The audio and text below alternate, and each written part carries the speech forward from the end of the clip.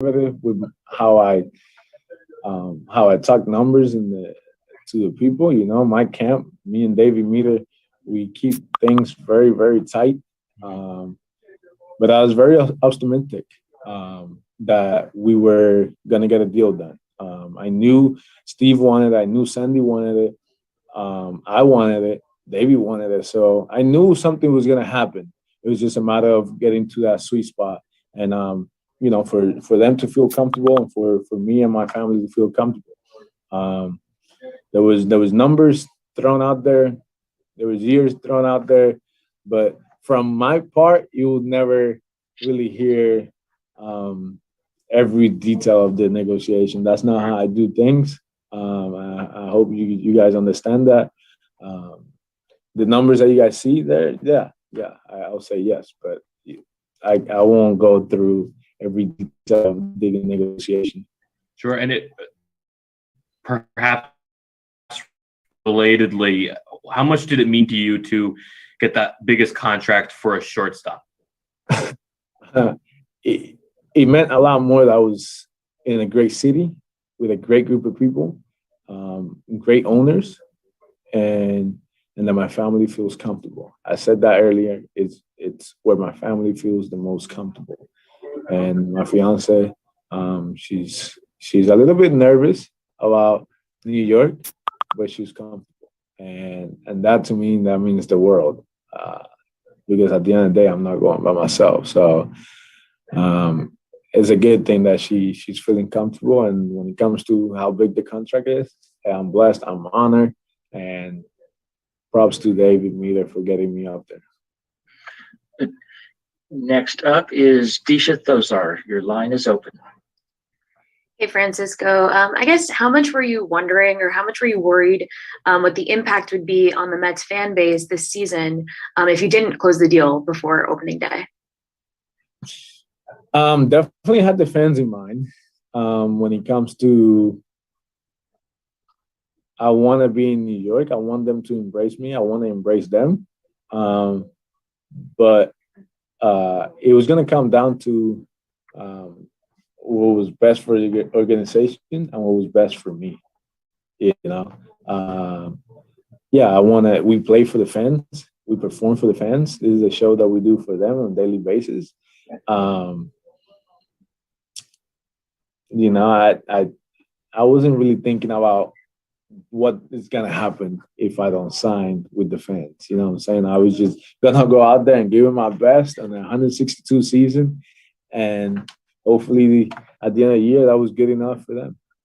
And then how much did you pay attention, if at all, to Steve Cohen kind of tweeting out his thoughts during the process? And did that affect your negotiations at all from your side? The crowdsource one, that was funny. That was a funny one. I told him at dinner. The other ones, at that point, I already shut down my phone and everything on social media. So I didn't really much because at that point it's like God, it's not. You're going to be a Met now until you're 38 years old. What kind of player do you think you'll be when you're 38 years old? I mean, what is the kind of the concept in your mind of that far off in the future? I'll be a bad mother effer. That's it. That's all I got to tell you, Anthony. Fair enough. Following up on Disha's question about Steve Cohen, he tweeted that the ravioli wasn't very good. I guess, how was your chicken parm? Mine was great. My chicken parm was really good, but I guess him and my agent are both from New York, so they have a better taste of our Italian food. My chicken parm was great. I had a good dinner. Let's go next to Dave Lennon. Dave, your line's open. Hi, Francisco. Just can you explain the range of emotions for yourself to go from as excited as you were last night to get this deal done to not be able to take the field today with the rest of your teammates? I have to think that was an incredible swing because you had to have been so charged up to play today, especially after the news last night? David, man, I was bummed. I was bummed out because I wanted this one. I wanted to play. I know we're gonna have an opening day. I know we will. It's just a matter of when. And for us, the position player is not as bad, but for the pitching staff, it kind of sucks because they've been preparing themselves. You know, they pitch every 5 days.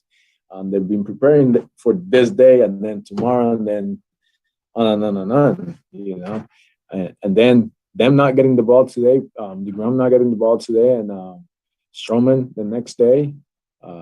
It kind of sucks. You know, I wanted to see some jets flying over me today. I want to see some flags on the field, and I want to see some fans, man. I want to see some fans. So I was bummed out for sure. And just Francisco, when you have that number next to your name, 341, I mean, does it make you feel more like kind of a Superman? Does it give you something extra? I mean, just because it's such a remarkable number, I was just wondering, not only does it add pressure, but does it add anything more to how you kind of feel about your game when you see that? Davey, a lot of pride. I'm very proud of my game, and this right here, this logo right here means a lot. And I got to go out there every single day and defend it and play as hard as I can for what I have in my chest. That's what it means. That number next to me, that's what it means. I'm sorry, $341 million reasons for me to go out there and play the game the right way. Justin Toscano, we'll go to you next. Your line's open. Hey, Francisco. Good to see you. You mentioned kind of the conversations you had to have with the family. When an offer of that magnitude and that length goes on the table, what sorts of conversations do you have with your fiance, with your family? My fiance and my sister, they were the two that were there the most, that were talking to me the most. And they both said, at this point, we're proud of you. Whatever decision you make, we stand by you. And my fiance, Katia, she was just like, relax. Things are going to happen for a reason. If God has a plan. My sister kept on saying that if God has a plan, it's going to happen, it's going to happen. And just know that the decision that you make, we stand by you. And that gave me peace of mind. That gave me peace of mind because I knew no matter what decision I made, whether it was staying here or walking away from that amount of money, and going to free agency, that we're going to stand by me. And that to me means the world. So thank you, Katia. Thank you, Legna, Carmelo, my cousin, my dad, everybody, and my agent especially. And as I'm sure you know, you've got a lot of kids around the world, Cleveland, New York, everywhere else that want to be like you when they grow up. What's your message to people like that who want to achieve their dreams in the same way you did?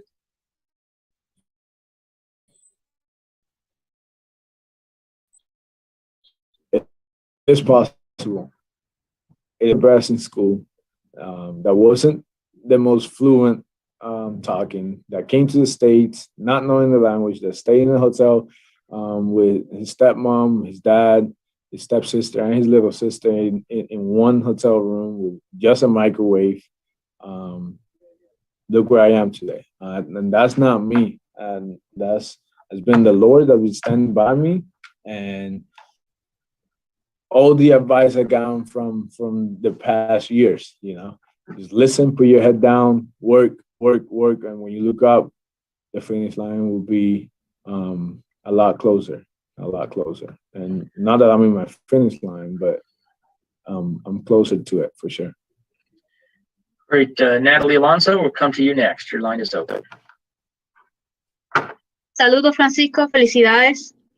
Tú habías dicho que no querías ya negociar después de que empezara la temporada. ¿Qué tanto es un alivio para ti ya empezar a jugar y saber que ya esto está resuelto? Es un gran alivio, Natalia, de verdad, porque pues, ya sé que voy a estar aquí con los Mets de Nueva York por los próximos 11 años. Tengo un hogar donde sé que voy a estar ahí por mucho tiempo y saber que la organización me valora y me respeta para darme esta cantidad, para mí es me llena de orgullo, me llena de humildad y me hace sentir sumamente bien y tranquilo, obviamente, pues ya estoy en una posición de mi carrera que ahora es enfocarse en ganar. Thank you, Francisco. Next up, let's go to Tim Britton. Tim, go ahead. Hey, Francisco, it's Tim Britton with The Athletic. You mentioned being in the hotel last night and wanting to scream. A lot of the traditional ways of celebrating are closed off to you. What did you do to celebrate afterward last night? I stayed in my room. I called a few of my friends, let them know that it was real. First of all, I called my fiance, I called Katya. Then I called my sister. She was sleeping already, so I couldn't talk to her. And I called my dad, talked to him and my cousin. Then I called my best friend, and then I called Roberto Perez. I woke him up, and that was pretty much it, you know. And then Nito, I talked to Nito. I texted with a bunch of the guys. Just stay in the room. I'm not much of a drinker, so I didn't drink. Yeah, man, I wish I would have screamed. I screamed a little bit, but I wish I was in my house where I could jump in the pool or hug everybody, kiss everybody. You know, but it's okay. It's okay. I'm happy. But was there anyone who reached out to you that you've heard from today that's especially meaningful? That I haven't talked to in a while, or just anybody in general? Anyone in general. I talked to Maldonado last night in Korea. Talked to Donovan Mitchell today, actually yesterday and today. And then teammates, you know, that Brantley, it's special for me. I talked to him, you know, text messages and stuff like that. Those are special. People bias, you know. I've talked to a lot of people, a lot of text messages. Like I said, I've been closed off in my room, so I have my phone in my hand the whole entire time. Mike Vaccaro, we'll come to you. Your line's open. Hi, Francisco. Mike Vaccaro, New York Post. You've played a bunch of important games against the Yankees in New York City. What is your sense of what the energy is like playing in the city? I mean, from having done it, now you're on the other side then, but do you remember telling yourself that's something you might like to be a part of sometime? Mike, they're very loud. They're very loud, and I noticed a little bit that I asked one time, why is it louder now in the third, fourth, fifth? And somebody told me it's like because of traffic. They don't make it in time at times. And then it just gets louder and louder as the game goes on, which makes it fun. Yeah, so that's my experience in New York. I'm looking forward to it. Yeah. One thing I did understand through this whole process was there are a lot of fans in New York that are educated when it comes to negotiations and understanding the game. So I'm excited. Veronica Contreras, your line is open. Verónica Contreras from Telemundo. Francisco, felicidades. Gracias, Verónica. A ver, háblame. El momento tan esperado, ¿no? Querías ese contrato a largo plazo, finalmente se llegó a un acuerdo y justo hoy no puedes jugar. El coronavirus sigue afectando el béisbol. Sí, Verónica, pues un sueño hecho realidad, poder conseguir el contrato a largo plazo y estar seguro de que ya tengo una casa en Nueva York y voy a estar ahí por muchísimo tiempo, gracias al Señor. Y levantarme no sabía que no íbamos a jugar. Estaba ya en game mode, estaba ready para jugar y de momento me escribe alguien por WhatsApp y me dicen, ¿van a jugar hoy? No sabía qué estaba sucediendo. Como a 10 minutos pues veo en las noticias que alguien había salido positivo en el lado de los Nationals. Y pues ahí llamé al dirigente y me dijo que sí, que el juego se va a cancelar en el día de hoy. So, triste la noticia. espero que ellos estén bien, definitivamente, que tengan salud, que todo les salga bien, a ellos como sus familiares. Y pues esperemos que nosotros podamos jugar el juego que más amamos en los próximos días.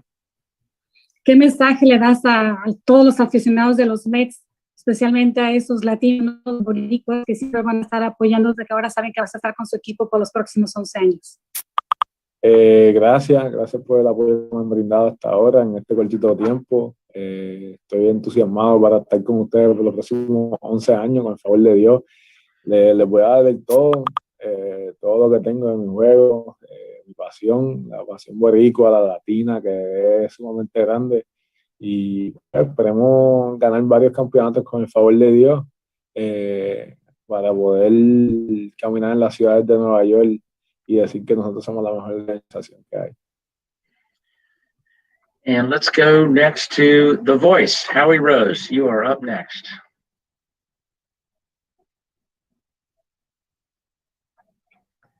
Hi, Francisco. Howie Rose with Mets Radio. First off, congratulations.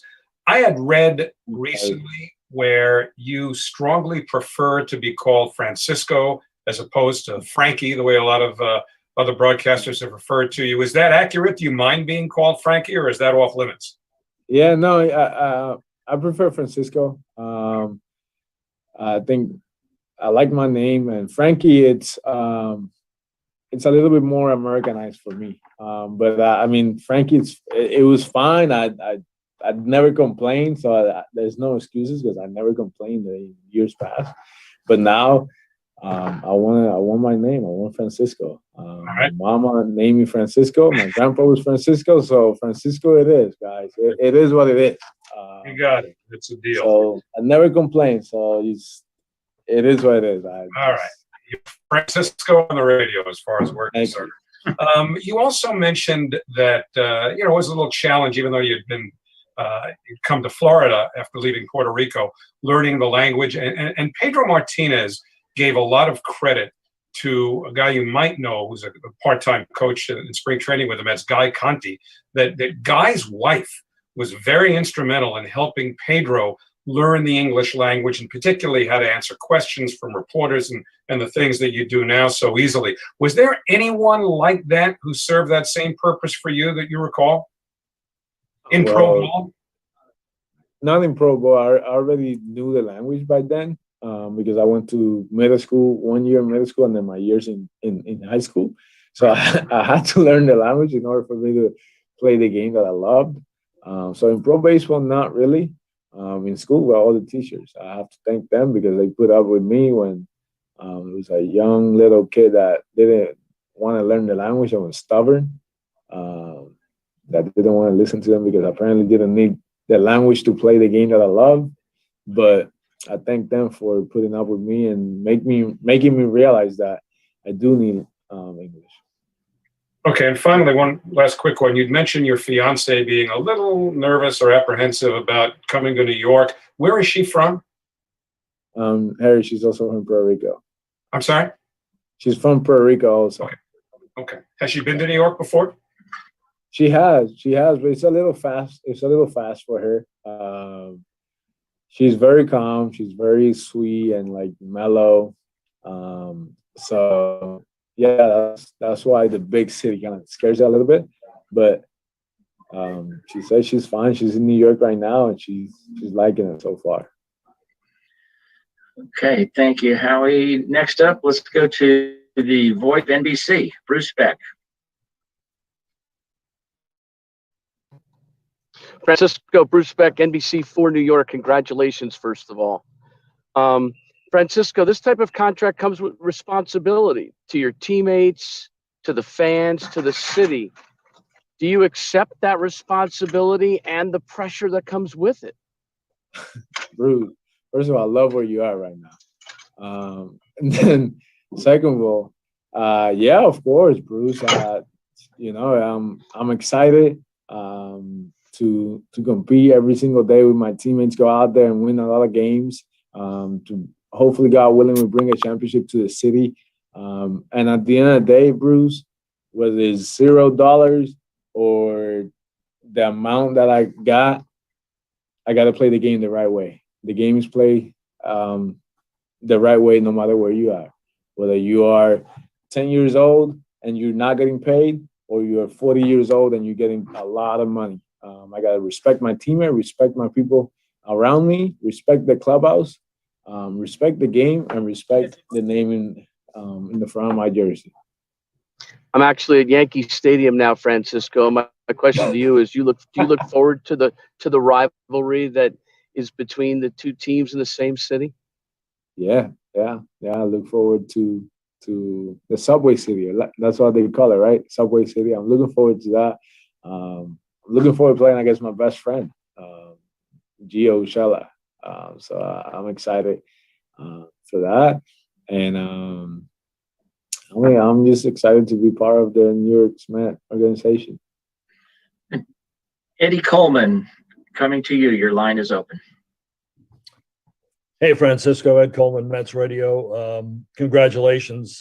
You haven't been with your new teammates for a very long period of time, but obviously you've had a big impact in a short time. Were you pleased with the way they kind of fell behind you and urged the team to sign you? First of all, thanks, Ed. And yeah, they a great group of guys. They're humble. They compete every single day. It's fun to be in this clubhouse every single day, and seeing them how they work and how they want to get better. It has helped me to be better on my game. So I couldn't be more excited to play with them the whole year and many more years to come. Hey, and we'll stay with Mets Radio. Wayne Randazzo, your line is open. Hey, Francisco, you mentioned your dad briefly. I know he's tough on you, and he's encouraged you and challenged you. What was his reaction to the contract, and you expect him to ease up maybe a little bit and maybe not give you such a hard time? I doubt it. I doubt it, man. So I called him. He was happy. He was ecstatic. And I told him I wanted to scream. And he said, no, don't scream. Don't scream. I'm like, Pops, what are you talking about? I'm like, when you drive down the highway and you see the billboard with the Powerball that says $300 million? Imagine you getting that right now. You're going to tell me you're not going to scream. I'm going to scream. I want to scream, Obviously, I've been working for this my whole entire life. It wasn't like I picked out a number and I got it. But I'm still humble. I'm still excited. It's a blessing. And I don't think my dad will ease up. And I don't want him to ease up. That keeps me grounded. That keeps me humble. Keeps me respecting everybody. And keeps me playing the game as hard as I can because I want to prove him that I am a good baseball player. You mentioned the number at 341. You're just got 1 million more than what Fernando Tatis Jr. got from the Padres. Why was it important for you to set the benchmark for shortstops and to go even just slightly above Tatis? At that point, man, I was just happy that my agent was continuing to get more and more and more and more. It was just, and Tatis is a great player, and he got an outstanding contract, obviously. But deals are different. Deals are different, and it was a different deal, completely different. So. I was just happy that my agent called me. He's like, "Hey, 341. How does that sound?" Now I'm like, "All right, man. Hey, it sounds pretty good. Let's do it." He's like, "You sure?" I'm like, "Yeah, man. Let's do it." Dave Waldstein, your line is open. Hi, Francisco. I'm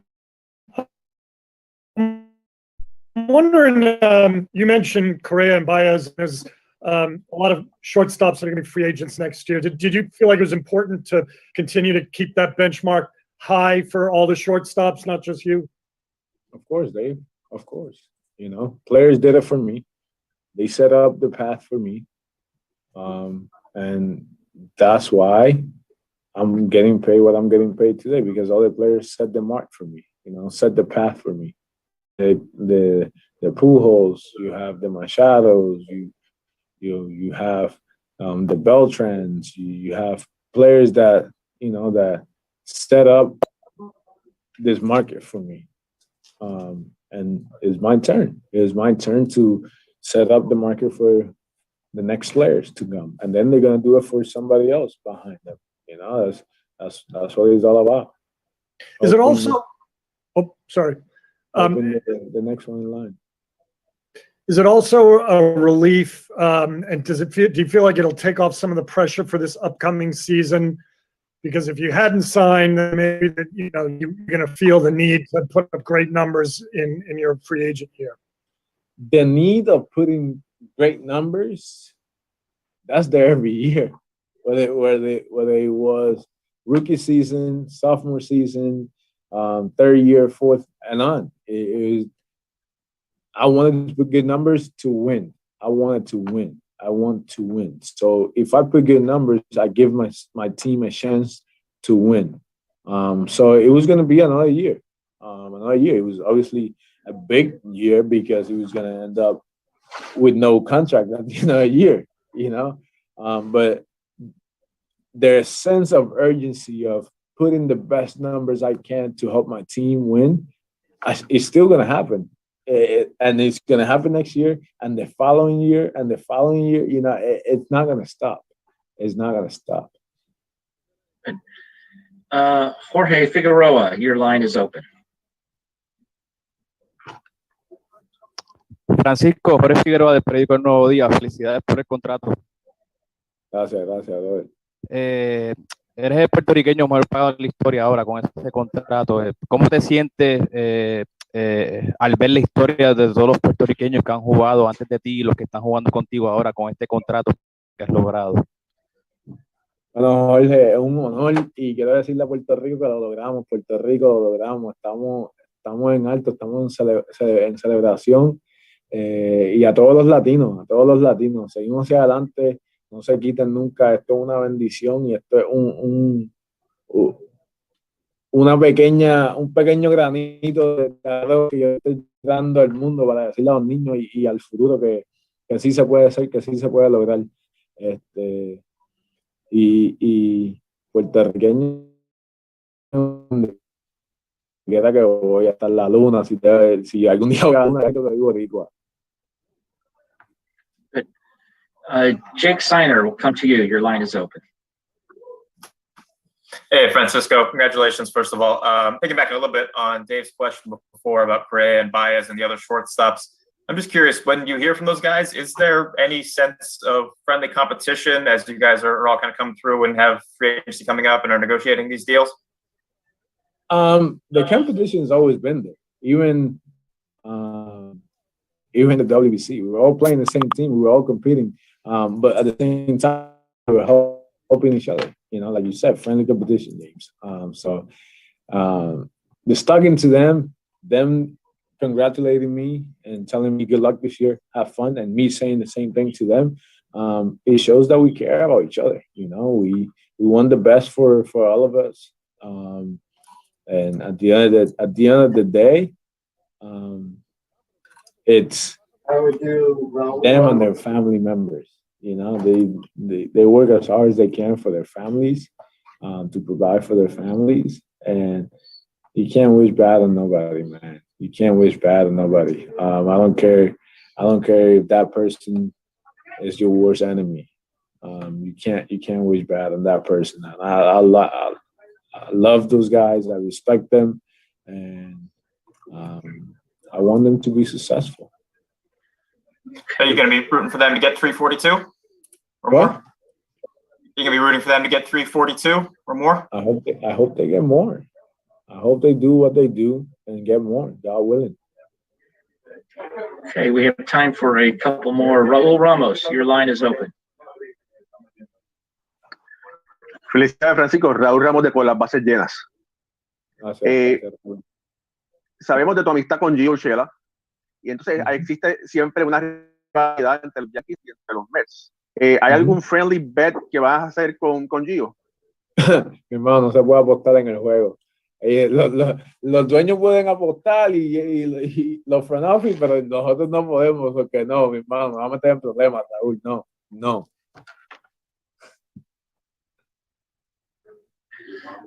All right, we'll go final question. Rich Catino, your line is open.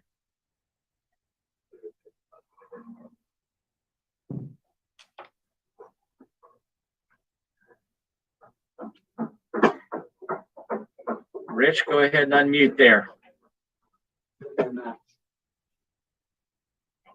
Let's go.